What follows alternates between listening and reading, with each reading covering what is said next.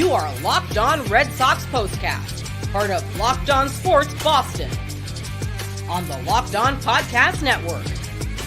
Your team every day.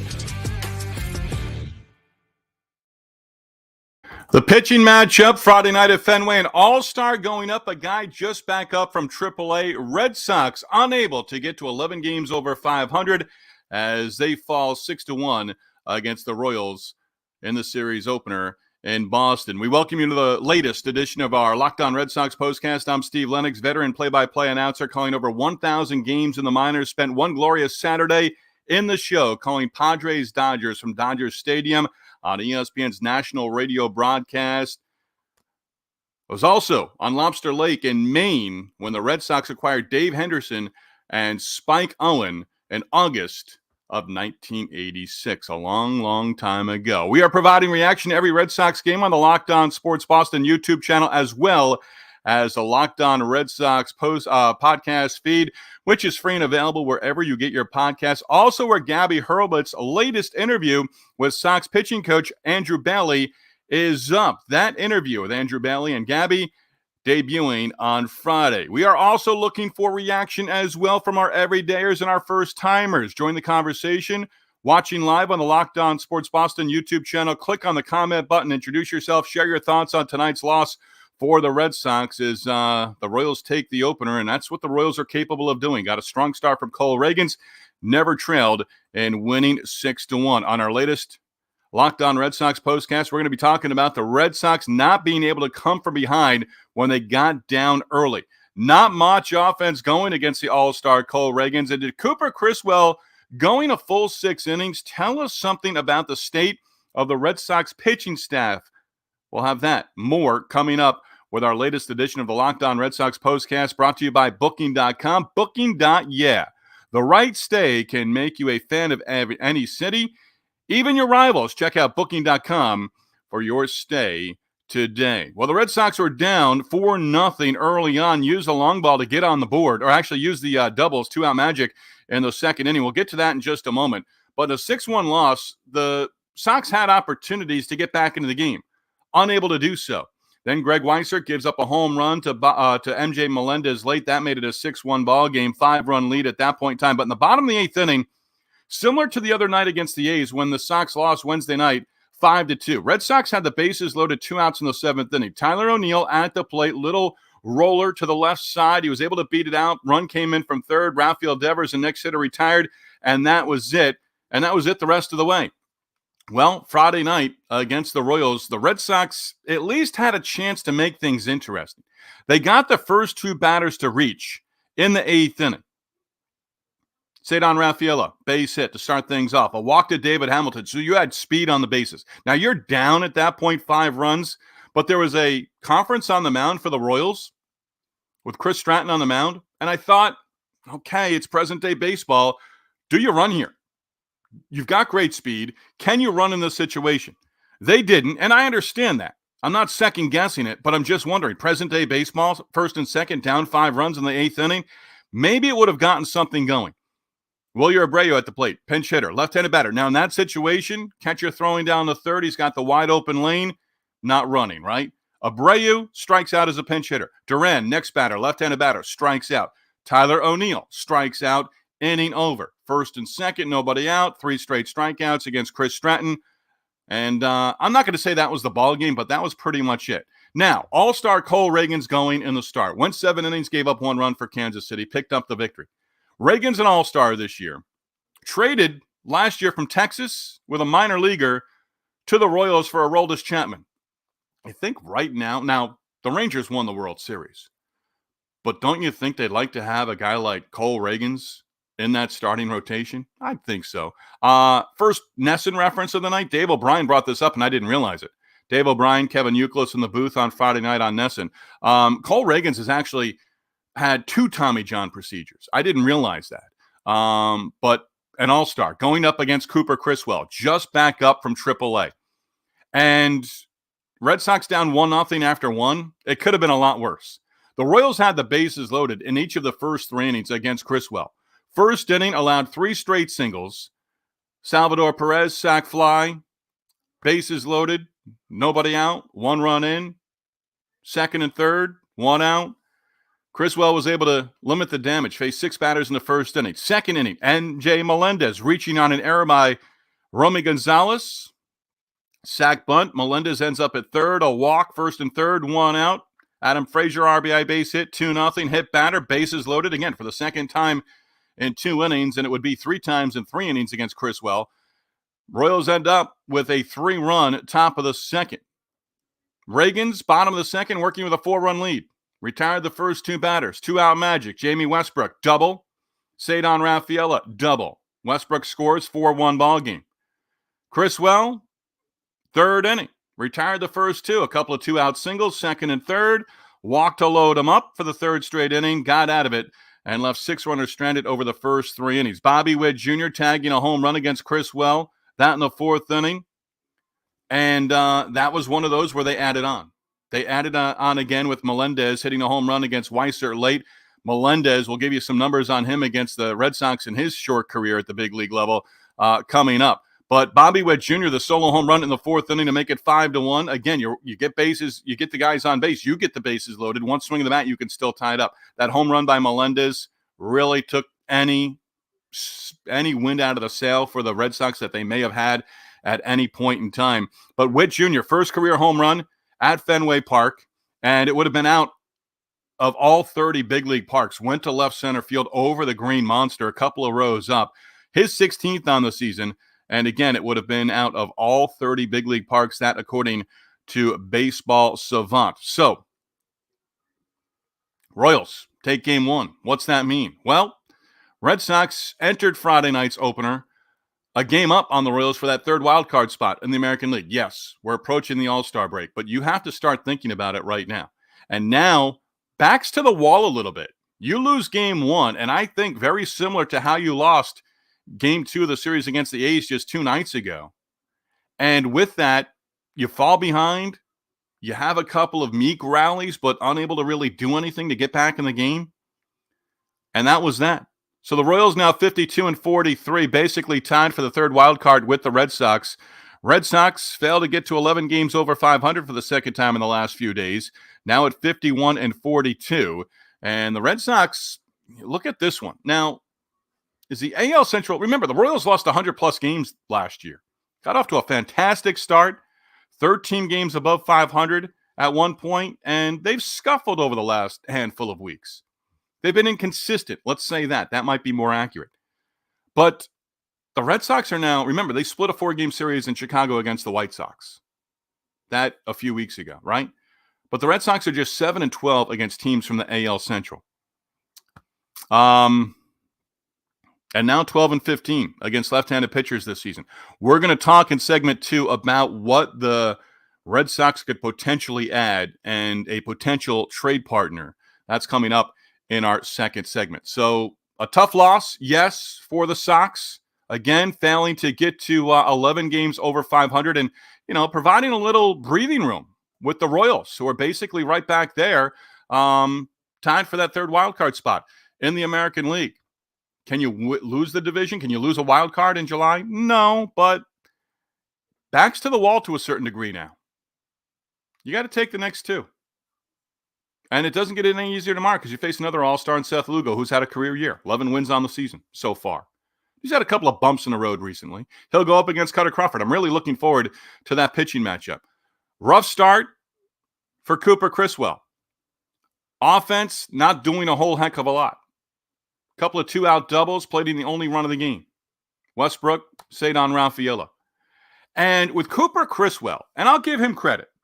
Criswell, 6 innings, 8 hits, 5 runs, 2 earned, 2 walks, 1 strikeout. The error by Romy Gonzalez in that second resulting in all 3 runs being unearned. But Criswell, 1-2-3 5th inning, and that got him the 6th inning. And he worked a 1-2-3 6th. But does it tell you about the status of this pitching staff right now? Where, think of Cutter Crawford the last time out. Yes, it was at Yankee Stadium. But his pitch count, low. He could have gone another inning. We've seen it a handful of times in the last few weeks and over the course of this season. And I understand it's a long season. Protect the arms. If you can get him out of there on a positive note, that says something. But Criswell got off to a shaky start.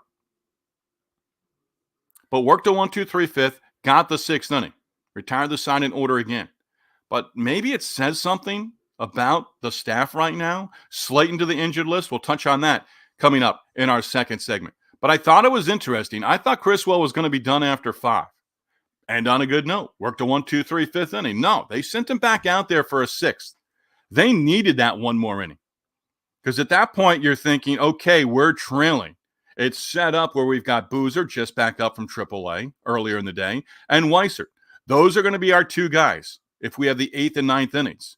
So we need that one more inning from Cooper Criswell. And he gave it to you. Tip of the cap to him. Again, 5 runs, 2 earned. Didn't start strong, giving up 3 hits to start the game, but finished strong. And maybe saved another arm in that bullpen. But what is the status of that bullpen right now for the Red Sox as they close in? 2 more games left. Kenley Jansen, we haven't seen in a few days. We'll likely see him, certainly in a safe situation over the next couple of days. Maybe he can go back-to-back games and then have the All-Star break off. That's certainly a possibility. Certainly something they can talk about. Hey, 1 in each Saturday, 1 in each Sunday. And he may even want it just to stay sharp. He's going to have 4 days off, Monday through Thursday next week. But Criswell getting that 6th inning, I thought about that a little bit and just thought, yeah, there's something to that. But again, he did the job. Retired 1-2-3 in the 5th, 1-2-3 again in the 6th inning. We're going to touch on Tyler O'Neill. Another rough night at the plate. Jarren Duran, before we go to break. Jarren Duran, Rob Refsnyder in the leadoff spot. And Duran in the number 2 spot in the lineup. Refsnyder, right-handed batter against the lefty Ragans. Okay. But with a tough left-hander on the mound. Maybe you give Duran the night off. Just one. I know he wants to play every day. But he may very well benefit for just a day off. Not only physically, but mentally as well. Watch the game from a different approach. I'll clamor about that all day long. It might be time. And it might be time also to move Tyler O'Neill. Discuss that next.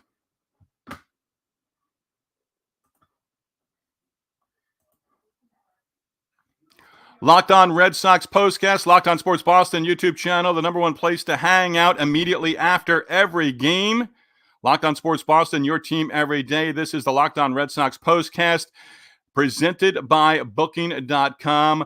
With summer travel heating up, especially travel for baseball games, it's time to experience those cities and explore those cities you've always secretly wanted to learn more about. Yes, we're talking about your rival cities with hotels, bed and breakfasts, vacation rentals, resorts, and so much more on Booking.com. You might just find your perfect stay even in your baseball rival city.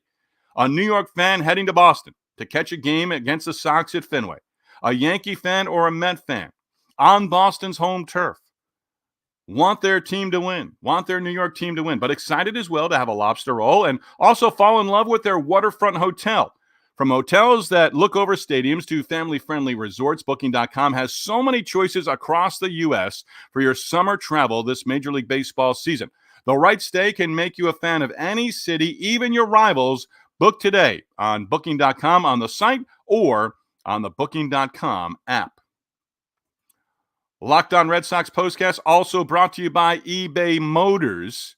Passion, drive, and patience. The formula for winning championships is also what keeps your ride or die alive. eBay Motors has everything you need to maintain your vehicle and level it up to peak performance. Superchargers, roof racks, exhaust kits, LED headlights, and more. Whether you're into speed, power, or style, eBay Motors has you covered. With over 122 million parts for your number one ride or die, you'll always find exactly what you're looking for. And with eBay Guaranteed Fit, your part is guaranteed to fit your ride every time or your money back. Because with eBay Motors, you're burning rubber, not cash. With all the parts you need at the prices you want, it's easy to make your car the MVP and bring home huge wins. Keep your ride or die alive at ebaymotors.com. Eligible items only. Exclusions do apply. eBay Guaranteed Fit only available to U.S. customers. Glad you're with us. Tip of the cap to our everydayers for making Locked On Red Sox their first listen. Gabby Hurlbutt's interview with Red Sox pitching coach Andrew Bailey now up for your viewing and listening pleasure. Cooper Criswell did make the start for the Red Sox, his first start at the big league level since mid-June against the Yankees. Trey Wingenter sent down to AAA, so he'll go to the minor leagues for the first time since joining the Red Sox organization last week in a trade with the Tigers. He did make his Sox debut on Tuesday. Justin Slayton on the 15-day injured list. The move retroactive to Tuesday for Slayton. Right now he's dealing with right elbow inflammation. Alex Cora said it's something that they've been trying to work through over the last couple of weeks with Slayton, but really unable to bounce back from his last outing, that last Sunday at New York in a 3-0 win against the Yankees in the Bronx. The hope right now is for Slayton to have him back after the Dodgers series, right after the All-Star break. Going to have to be careful with a guy like Slayton. First year in the big leagues, made his big league debut. Earlier in the season was with the big club, out of spring training. And, you want to be careful with him. You want to be careful with everyone on the pitching staff right now. We know that. But Slayton, first year in the big leagues, 5-2 record out of the bullpen, a save to his resume, 31 games, 14 inherited runners so far this year, and just 3 scoring. And he's been in some high leverage situations. He's been given the 8th inning. We've seen that with Kenley Jansen set up for the 9th inning on a couple of occasions. Remember, he just gave up 1 run over his first 10 outings of the season and did not allow a run over his first 5 outings in March and April at the big league level. Again, pitched last Sunday, got the 8th inning against the Yankees, also pitched in that series last Friday as well, a week ago today. So he pitched twice in 3 days, really unable to come back. Right elbow inflammation. Right now, I think you can say cautiously optimistic that he'll have his stint on the injured list when he's eligible to come off. He's ready to go. It's the Dodgers in L.A. and the Rockies in Colorado at Coors Field to open up after the All-Star break a week from tonight, a week from Friday. Cam Boozer got an inning, and Boozer did do the job in relief on Friday night, and he kept it at a game. He worked a 1-2-3 7th inning out of the bullpen for the Sox. So a couple of roster moves there. Somebody I want to talk about, because I mentioned 8th inning, the rally. First and second, nobody out. 3 straight strikeouts for Chris Stratton. And then the Royals went in order in the 9th inning against the bullpen for the Royals, and that was Nick Anderson getting the 9th inning. But Stratton first and second, 2 on, nobody out, struck out 3 straight batters, and he struck out Tyler O'Neill. And Brian Bayo got pushed back a few days, a couple of starts ago. There was an off day worked in there. They pushed him back and gave him a little bit of extra rest. Tyler O'Neill right now, with how he's going at the plate, he's got to move down in the lineup for me, because you first move him down in the lineup, because I'm not sure that he's really protecting Rafi Devers when they go 3-4 in the lineup. And with a lefty, Devers moved back to the number 4 spot. They kind of go back and forth. And O'Neill recently in the number 2 spot in the lineup. Had a good series last week against the Miami Marlins. But his second straight 0 for 4. 0 for 4 in Thursday's win against the A's with 4 strikeouts. 0 for 4 with 2 Ks, including a strikeout with 2 on and 2 outs in the 8th inning Friday night. So O'Neill over his last 6 games, just 2 hits and 23 at-bats, and he's not putting the ball in play. 13 strikeouts in his last 23 at-bats. And where's the long ball gone? He's now gone 10 straight games without a home run. He's got just 1 home run and 5 runs batted in over his last 16 games. So, mention Alex Cora, and being a free agent after the year, does not have a contract beyond the 2024 season. So there's been a lot of talk of Alex Cora is going to leave the Red Sox organization after the 2024 season, and a landing spot could be in the Bronx with the Yankees. We touched on that, and Jason Varitek and Ramon Vasquez being future managerial candidates with our Locked On Red Sox postcast on Thursday after the win against the A's. So one thing that's on social media right now, and it's picking up some steam, and I don't know if it's something that the two teams are discussing or not. It makes all the sense in the world. It also made sense to sign him during the offseason, because right now what you're hearing with the Red Sox is need a right-handed bat, need starting pitching. Okay, what kind of right-handed bat are you going to get? And Dave O'Brien, Kevin Youkilis touched on that. Dave O'Brien was intimating in a couple of different directions, didn't go all the way down the path, but basically saying, hey, Alex Cora said recently, let's be greedy. Let's go after the division. Let's go after the top wild card spot. Let's go after the division, right? Could have picked up a game. Believe the Yankees did pick up the victory against the Orioles. Last check, they were winning in Baltimore for the series opener of that 3-game set, and both teams need to get on track. Right now, 4-1 ball game, bottom of the 9th inning, so that'll be dated here in just a few seconds. But Justin Turner makes all the sense in the world, doesn't he? There are plenty of people who wanted Turner back during the offseason. Signed a 1-year deal with the Toronto Blue Jays. So, there's 2 different ways you can look at Justin Turner coming back to Boston. One, pay the remainder of what he has for the rest of the season on his contract. And at that point, you're not sending a real prospect back to Toronto. You're not giving anybody up in your top 10, certainly. You're probably not giving up anybody in your top 20, and I dare say your top 30 on Baseball America or MLB Pipeline or anywhere. You're not giving up a top 20, top 30 guy. Adam Savali, right? Traded, went to Milwaukee from Tampa Bay. That's a starting pitcher. You're looking at a rental of a bat for a couple of months. Turner, free agent at the end of the year. So, one, hey, we want Turner. Here's what we're willing to give. We're going to take all the money. You don't have to pay Turner anything remaining on his contract for 2024. At that point, you're not giving up any type of prospect. You're giving up a minor leaguer at that point. Not all minor leaguers are prospects. That should be spray painted on a wall somewhere. The second option you have is, hey, Toronto, you're going to pick up either most or at least half or most of Turner's remaining contract. Now we'll send you somebody that you deem a prospect. One, you're not getting 2. You're not getting a prospect. And I'm talking prospect, I'm talking top 20 guy. With whatever affiliate you want to talk about. So, Toronto,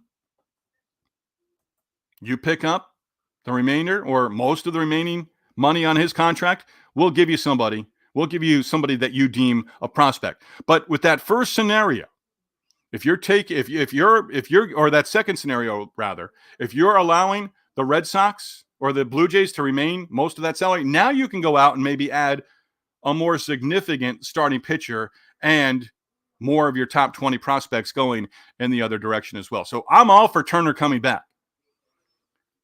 There's a need for another right-handed bat. If Turner comes back, he goes right in the middle of the lineup. 3, 4, somewhere 5 in there. And O'Neill moves down in the lineup. Because as good as Tyler O'Neill was, he's slumping. 16 home runs, just over 30 runs batted in on the season. And he is striking out a ton. 6 games, 13 strikeouts, 23 at-bats. So there you go with that. Red Sox fall 6-1 to the talking Blue Jays, to the Kansas City Royals in the first game of a 3-game series. Scoreboard watching, Yankees do lead 4-1. Who needed the victory in Baltimore more tonight? Yankees or the Orioles, who just got swept at home by the Chicago Cubs? I'd say both of them in dire need of a victory. Orioles may very well limp to the finish line into the All-Star break over the next couple of days. Coming up, numbers of the night and a couple other tidbits as well. We do look ahead to Saturday as the Sox are going to try to even up the series at a game apiece. Locked On Sports has launched the first ever national sports 24/7 streaming channel on YouTube. Now also available on the Amazon Fire TV and the free Fire TV channel app as well. Find Locked On Sports today. Now available, again, free TV channel app with Amazon Fire. Locked On Red Sox postcast. Locked On Sports, your team every day. Brought to you by, tough one for the Red Sox Friday night. Locked On Red Sox postcast brought to you by Tax Network USA. Here on the Locked On Red Sox postcast, we do pride ourselves on getting you the latest on your team, the news, the stats, the information. Whether it is in season, in July of a baseball season, off season, the draft, spring training, or the playoffs, we know it is year-round. You know what else is year-round? Collection season. Just because tax season is over does not mean the IRS is going to stop coming after you for unfiled taxes. The IRS can garnish your wages, levy your bank accounts, and even seize your property. Don't let the IRS target you. Let the licensed professionals and the tax experts at Tax Network USA go to bat for you. With over 14 years of experience and an A+ rating by the Better Business Bureau, Tax Network USA has saved their customers over $1 billion in tax debt. Whether you owe taxes, have complicated matters that do require tax planning, or if you finally hit that parlay this season and you need help correctly filing, call 1-800-549-1000 or visit the website tnusa.com/lockedon. Be sure to mention the Locked On Red Sox postcast at checkout, and you'll receive a $250 discount off of their services. Again, call 1-800-549-1000 or visit tnusa.com/lockedon. Mention Locked On Red Sox postcast. You're going to receive a $250 discount for their services. Locked On Red Sox postcast, part of Locked On Sports Boston YouTube channel, also brought to you by Stitch Fix. Now, with Stitch Fix, you get a stylist who understands your style, your size, and your budget. They do all the shopping for you. It is the easiest way to update your wardrobe this season. With Stitch Fix, you can easily upgrade your wardrobe this year with a professional stylist that helps you find new on-trend favorites that will work for you. Stitch Fix makes it so easy. Don't like to shop? They can save you time and effort. Plus, you get outfits that make you look good and feel really good. And if you don't love something, send it back. Shipping, returns, exchanges, always free. Stitch Fix, style that makes you feel as good as you look. Now, the best time to get started at stitchfix.com/MLB and get $100 off is right now. That's $25 off your first 4 fixes for a limited time only. That's stitchfix.com/MLB for $100 off. stitchfix.com/MLB for $100 off. stitchfix.com/MLB. Must redeem within 7 days of sign up. Offer does not include kid fixes. All right, we're going to get into numbers of the night here in just a moment. If you're live with us on the Locked On Sports Boston YouTube channel, is Justin Turner a fit for this team the rest of the way? You know, you're going to hear a lot about over the coming weeks with proposed deals between teams. Clubhouse guys, character guys. Justin Turner fits those boxes. Justin Turner fixes those boxes and then some. So Romy Gonzalez playing first base. Romy Gonzalez, E3 in the second, 3 unearned runs, charged to Cooper Criswell and his record. That ends a streak of 5 straight games without an error for the Red Sox. That's saying something for a team that has pretty much led Major League Baseball in errors for about 2 months now. They've been in that top 3, but they've been that top team in miscues over the course of the last, I'd say, 8 weeks. Pretty close to it. So again, the error in the second on Romy Gonzalez at first base. Melendez took second base, went to third, scored, and a streak of 5 straight games without an error coming to an end for the Red Sox. And how about this? Before I give you one more thought. 8, the number 8.